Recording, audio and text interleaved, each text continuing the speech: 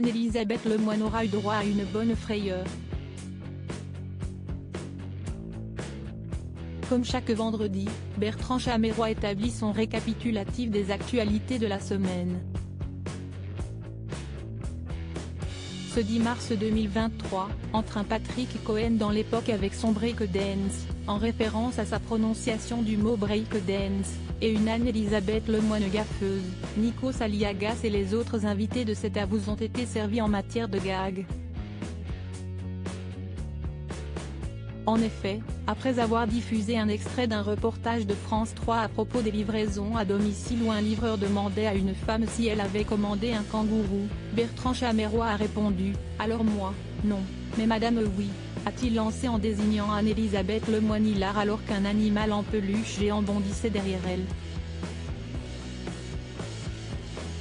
Surprise par cet invité, la présentatrice a poussé un cri d'effroi devant son équipe, Nikos Aliagas et Père Mathieu déjà pris par le rire.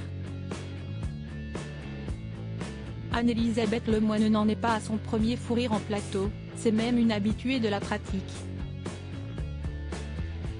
Confusion entre les invités, mauvaise prononciation des noms, bourde, rire, la présentatrice de 52 ans ne passe jamais inaperçue pour le plus grand plaisir des journalistes et des convives.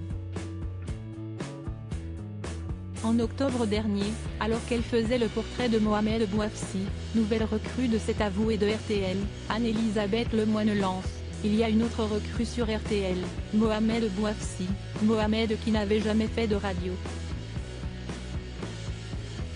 C'est en se rendant compte de son erreur que l'animatrice a éclaté de rire. En effet, auparavant journaliste sportif, Mohamed Bouafsi officiait au micro de RMC en tant qu'expert du football. Ce caractère gaffeur semble toutefois attirer le public chaque soir sur France 5. Une formation à la dure aux commandes de cet avou après le départ d'Anne-Sophie Lapix en 2017, Anne-Elisabeth Lemoine observe des cartons d'audience malgré la forte concurrence de Touche pas à mon poste et de Quotidien. Son naturel semble avoir conquis le public. Pourtant, la présentatrice a avoué que ses débuts avaient été difficiles. « J'ai été formée à l'école Marc-Olivier Fogiel, qui disait les choses de façon brutale. À la dure. Il m'a sorti des phrases qui m'ont fait vaciller.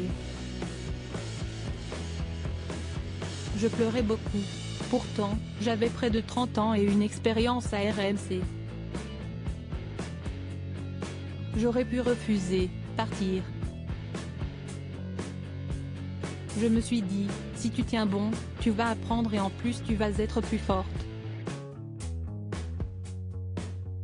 Bon, je ne suis pas devenue une guerrière, mais j'ai accepté les règles, avait-elle confié à Paris Match en 2018.